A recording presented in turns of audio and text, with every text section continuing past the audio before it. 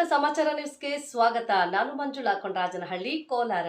ಶಿಡ್ಲಘಟ್ಟ ತಾಲೂಕಿನ ಮಳಮಾಚನಹಳ್ಳಿ ಕೆರೆ ಅಂಗಳದಲ್ಲಿ ಬೇಟೆಯಾಡಿದ ಸ್ಥಿತಿಯಲ್ಲಿ ಜಿಂಕೆಯ ಮೃತದೇಹ ಪತ್ತೆಯಾಗಿದ್ದು, ನಾಯಿಗಳು ಶಬ್ದ ಮಾಡುತ್ತಿರುವುದನ್ನು ಗಮನಿಸಲು ಬಂದಾಗ ಜಿಂಕೆಯ ಕಳೇಬರ ಸಿಕ್ಕಿದೆ. ಮಳಮಾಚನಹಳ್ಳಿ ಗ್ರಾಮದ ಸಮಾಜ ಸೇವಕರಾದ ರವಿ ಬಿ ಗೌಡರು ತಿಳಿಸಿದ್ದಾರೆ. ಮಳಮಾಚನಹಳ್ಳಿ ಗ್ರಾಮದ ಕೆರೆಯಲ್ಲಿ ನವಿಲು, ಜಿಂಕೆ, ಮೊಲ ಸೇರಿದಂತೆ ಅನೇಕ ವನ್ಯಜೀವಿಗಳು ವಾಸವಾಗಿದ್ದು, ವನ್ಯಜೀವಿಗಳ ಆವಾಸ ಸ್ಥಾನವಾಗಿದೆ. ಕೆರೆಯ ಪಕ್ಕದಲ್ಲೇ ಸಮಾಜ ಸೇವಕರಾದ ರವಿ ಬಿ ಗೌಡರ ತೋಟವಿದ್ದು, ತೋಟದಲ್ಲಿ ಕೆಲಸ ಮಾಡುತ್ತಿರುವಾಗ ನಾಯಿಗಳು ಗಲಾಟೆಯನ್ನ ಗಮನಿಸಿದ ರವಿ ಬಿ ಗೌಡರು ನಾಯಿಗಳನ್ನು ಓಡಿಸಲು ಹೋದಾಗ ಜಿಂಕೆಯ ಕಳೇಬರಹ ಕಂಡಿದ್ದಾರೆ. ಈ ಸಂದರ್ಭದಲ್ಲಿ ಪ್ರತಿಕ್ರಿಯಿಸಿದ ಅವರು, ಮಳಮಾಚನಹಳ್ಳಿ ಕೆರೆಯಲ್ಲಿ ಅನೇಕ ವನ್ಯಜೀವಿಗಳು ವಾಸವಾಗಿದ್ದು, ಈ ವನ್ಯಜೀವಿಗಳನ್ನು ಬೇಟೆಯಾಡಲು ಕೆಲ ಗ್ರಾಮಗಳ ಗ್ರಾಮಸ್ಥರು ಲೈಸೆನ್ಸ್ ಇಲ್ಲದೆ ಬಂದೂಕಿನಲ್ಲಿ ಬೇಟೆಯಾಡುತ್ತಾರೆ. ಶುಕ್ರವಾರ ರಾತ್ರಿ ಸುಮಾರು 9 ಗಂಟೆಯ ಸಮಯದಲ್ಲಿ ಬಂದೂಕಿನ ಶಬ್ದವಾಗಿದ್ದು, ಬೆಳಗ್ಗೆ ನಮ್ಮ ತೋಟದ ಪಕ್ಕದಲ್ಲಿ ಕೆರೆಯ ಅಂಗಳದಲ್ಲಿ ಜಿಂಕೆಯ ಕಳೇಬರಹ ಕಂಡು ಬಂದಿದ್ದು, ರಾತ್ರಿ ಯಾರೋ ದುಷ್ಕರ್ಮಿಗಳು ಜಿಂಕೆಯನ್ನ ಬಂದೂಕಿನಿಂದ ಬೇಟೆ ಆಡಿರುವ ಶಂಕೆ ವ್ಯಕ್ತಪಡಿಸಿದ್ದು, ಇದಕ್ಕೆ ಕಾರಣ ಅರಣ್ಯ ಇಲಾಖೆಗೆ ಸಿಬ್ಬಂದಿ ಭೇಟಿ ನೀಡದೆ ಇರುವುದು ಎಂದು ಆರೋಪಿಸಿ ಅರಣ್ಯ ಇಲಾಖೆ, ಪೊಲೀಸ್ ಇಲಾಖೆ ಹಾಗೂ ಸಂಬಂಧಪಟ್ಟ ಅಧಿಕಾರಿಗಳು ಹೆಚ್ಚಿನ ಇತ್ತ ಕಡೆ ಗಮನ ಹರಿಸಿ ತಪ್ಪಿತಸ್ಥರ ವಿರುದ್ಧ ಸೂಕ್ತ ಕ್ರಮ ಕೈಗೊಳ್ಳಬೇಕೆಂದು ಆಗ್ರಹಿಸಿದ್ದಾರೆ. ನೋಡಿ, ಇಲ್ಲಿ ನಾವು ಕಾಡು ಪ್ರಾಣಿಗಳಿಗೆಲ್ಲ ಈ ಕೆರೆ ಪಕ್ಕದಲ್ಲಿ ಇರೋದ್ರಿಂದ ನಾವು ನೀರಿರೋದಕ್ಕೆಲ್ಲ ತೊಟ್ಟಿಗಳು ಎಲ್ಲ ಮಾಡಿ ನಾವೆಲ್ಲ ಅನುಕೂಲ ಮಾಡ್ತಾ ಇದ್ದೀವಿ. ನೋಡಿ, ರಾತ್ರಿ 9 ಗಂಟೆಯಲ್ಲಿ 9 ಕಾಲಲ್ಲಿ ಬಂದೂಕ್ ಸೌಂಡ್ ಆಯಿತು.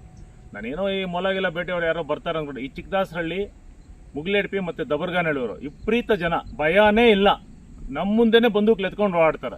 ನಾನು ನೋಡ್ಬಿಟ್ಟು ಓಡೋಗ್ತಾರೆ. ನೋಡಿ, ರಾತ್ರಿ ಒಂದು ಜಿಂಕೆನ ಹೊಡೆದಿದ್ದಾರೆ. ಜಿಂಕೆ ಬಂದು ಅಲ್ಲೆಲ್ಲೋ ಹೊಡೆದಿದ್ದಾರೆ, ಬಂದು ಪಾಪ ಇಲ್ಲಿ ಬಂದು ಸತ್ತೋಗಿದೆ. ಇದನ್ನು ನಾಯಿಗಳೆಲ್ಲ ತಿಂದು ಹಾಳು ಮಾಡ್ತಾ ಇದ್ದಾವೆ. ಬೆಳಗ್ಗೆಯಿಂದ ಸುಮಾರು 15-20 ನಾಯಿಗಳು ಏನು ಜಗಳ ಅಂತ ಬಂದು ನೋಡಿದ್ರೆ ಇಲ್ಲಿ ಬಂದು ಬಿದ್ದಿದೆ ಪಾಪ. ಈಗ ಫಾರೆಸ್ಟ್ನವ್ರಿಗೆ ಒಂದು ಚೂರು ಜವಾಬ್ದಾರಿ ಇಲ್ಲ, ಪೊಲೀಸ್ನವ್ರಿಗಂತೂ ಭಯನೇ ಇಲ್ಲ ಬಿಡಿ. ಪೊಲೀಸ್ನವ್ರು ಅಂದರೆ ಜನಕ್ಕೆ ಭಯನೇ ಇಲ್ಲ, ಹಂಗಾಗ್ಬಿಟ್ಟಿದೆ. ಬಂದೂಕುಗಳು ಎತ್ಕೊಂಡು ಓಡಾಡ್ತಾರೆ ಅಂದರೆ ಏನು ಮಾಡ್ಬೇಕು ಹೇಳಿ, ವಿತೌಟ್ ಲೈಸೆನ್ಸ್. ಇದನ್ನ ಯಾರು ಎನ್ಕ್ವೈರಿ ಮಾಡೋರಿಲ್ವಾ, ಕೇಳೋರಿಲ್ಲ. ಫಾರೆಸ್ಟ್ನವ್ರು ಏನು ಮಾಡ್ತಾರೆ, ಒಬ್ಬರು ಇದುವರೆಗೂ ಇಷ್ಟು ಜಿಂಕೆಗಳಿದೆ, ಇಷ್ಟು ನವಿಲಿದೆ, ಇಷ್ಟು ಮೊಲಗಳಿದೆ ಇಲ್ಲಿ ನಮ್ಮ ಮಳಮಾಚನಹಳ್ಳಿ ಕೆರೆಯಲ್ಲಿ, ಒಬ್ಬರು ಭೇಟಿ ಕೊಟ್ಟಿಲ್ಲ. ದಯವಿಟ್ಟು ಸಂಬಂಧಪಟ್ಟ ಅಧಿಕಾರಿಗಳು ಇದು ಗಮನ ಹರಿಸಬೇಕು. ಈ ಥರ ಮತ್ತೆ ಏನಾದರೂ ಆದರೆ ನಾನು ನೇರವಾಗಿ ಫಾರೆಸ್ಟ್ ಡಿಪಾರ್ಟ್ಮೆಂಟ್ ಮತ್ತು ಪೊಲೀಸ್ ಡಿಪಾರ್ಟ್ಮೆಂಟ್ ಹೊಣೆ ಮಾಡಲಿಕ್ಕೆ ನಾನು ತಯಾರಾಗ್ತೀನಿ. ಇಲ್ಲ ಇದುವರೆಗೂ ಕೊಟ್ಟಿಲ್ಲ. ಅವ್ರ ಜವಾಬ್ದಾರಿ ಏನು, ಅರಣ್ಯನ ಕಾಯೋ ಜವಾಬ್ದಾರಿ ಏನು? ನೋಡಿ, ಇಲ್ಲಿ ಸೋಲಾರ್ ಪ್ಲಾಂಟ್ ಬೇಟೆ ಮಾಡಿಬಿಟ್ಟಿದ್ದಾರೆ ಕೆರೆಯಲ್ಲಿ, ಇಲೀಗಲ್ಲು. ಯಾರು ಹೇಳೋರಿಲ್ಲ, ಕೇಳೋರಿಲ್ಲ. ಅದಕ್ಕೆ ಕಾಡು ಪ್ರಾಣಿಗಳಿಗೆಲ್ಲ ಎಷ್ಟು ತೊಂದರೆ, ಮತ್ತು ಅಕ್ಕಪಕ್ಕದಲ್ಲಿ ಇರ್ತಕ್ಕಂಥ ರೇಷ್ಮೆ ಬೆಳೆಗಾರರಿಗೆ ಎಷ್ಟು ತೊಂದರೆ ಆಗ್ತದೆ, ಟೆಂಪರೇಚರ್ ಜಾಸ್ತಿ ಆಗ್ತದೆ.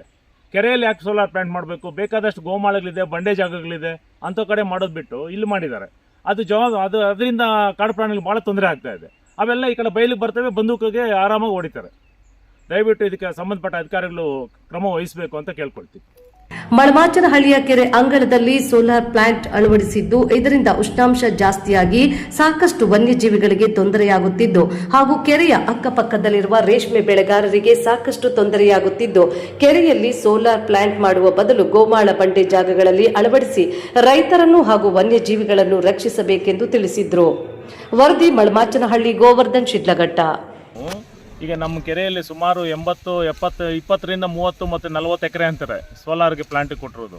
ಅದು ಯಾರು ಕೊಟ್ಟರು, ಮೈನರ್ ಇರಿಗೇಷನ್ ಕೊಟ್ರ, ತಹಸೀಲ್ದಾರ್ ಕೊಟ್ರ, DC ಕೊಟ್ರ, ಒಂದು ಮಾಹಿತಿನೂ ಇಲ್ಲ.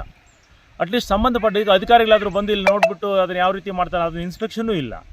ಬಟ್ ಈ ಸೋಲಾರ್ ಇಲ್ಲಿ ಆಗಿರೋದ್ರಿಂದ ನನಗೆ ಗೊತ್ತಿದ್ದಂಗೆ ಅಕ್ಕಪಕ್ಕ ರೇಷ್ಮೆ ಬೆಳೆಗಳಿಗೆ ಭಾಳ ತೊಂದರೆ ಆಗಬಹುದು, ಟೆಂಪ್ರೇಚರ್ ಜಾಸ್ತಿ ಆಗಬಹುದು ಅನಿಸುತ್ತೆ. ಬಟ್ ಸರ್ಕಾರಕ್ಕೆ ಇದು ಅನುಕೂಲ ಬೇಕೇ ಬೇಕು. ಎಲ್ಲರಿಗೂ ಅನುಕೂಲ ಇರೋದ್ರಿಂದ ಸಂಬಂಧಪಟ್ಟ ಗೋಮಾಳಗಳಿದೆ, ಬೆಟ್ಟಗುಟ್ಟುಗಳಿದೆ, ಖಾಲಿ ಜಾಗಗಳು ಬೇಕಾದಷ್ಟಿದೆ, ಅಲ್ಲಿ ಮಾಡಬೇಕು.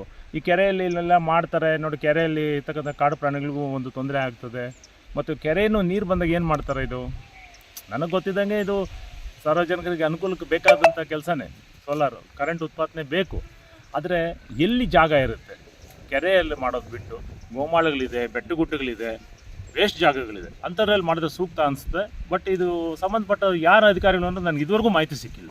ಪಂಚಾಯತಿಗೂ ಗೊತ್ತಿಲ್ಲ, ತಹಸೀಲ್ದಾರ್ಗೂ ಗೊತ್ತಿದೆಯೋ ಗೊತ್ತಿಲ್ಲ. ಮೈನರ್ ಇರಿಗೇಷನ್ ಅಂತ ಮೇಯ್ನ್ ನಮಗೆಲ್ಲ ಗೊತ್ತಿರೋದು ಮೈನರ್ ಇರಿಗೇಷನು ಕೆರೆ ಅಂದರೆ. ಅವರು ಯಾವ ರೀತಿ ಪರ್ಮಿಷನ್ ಕೊಟ್ಟರು ಅಂತ ಗೊತ್ತಿಲ್ಲ. ಅದಕ್ಕೂ ಸಂಬಂಧಪಟ್ಟ ಅಧಿಕಾರಿಗಳು ನಾನು ಮಾಹಿತಿನ ಕೇಳ್ತೇನೆ, ಕೊಟ್ಟಾಗ ನೋಡೋಣ. ಬಟ್ ಅನುಕೂಲ ಆಗಬೇಕು ಎಲ್ಲರಿಗೂ. ಬಟ್ ಎಲ್ಲಿ ಅನುಕೂಲ ಮಾಡಬೇಕು? ವೇಸ್ಟ್ ಜಾಗ, ಸರ್ವೆ ನಂಬರ್ ಗೋಮಾಳಗಳು ಬೇಕಾದಷ್ಟಿದೆ, ವೇಸ್ಟ್ ಬೆಟ್ಟಗುಟ್ಟುಗಳಿದೆ, ಅಂಥ ಕಡೆ ಮಾಡಿದ್ರೆ ಸೂಕ್ತ ಅನಿಸುತ್ತೆ ನನಗೆ.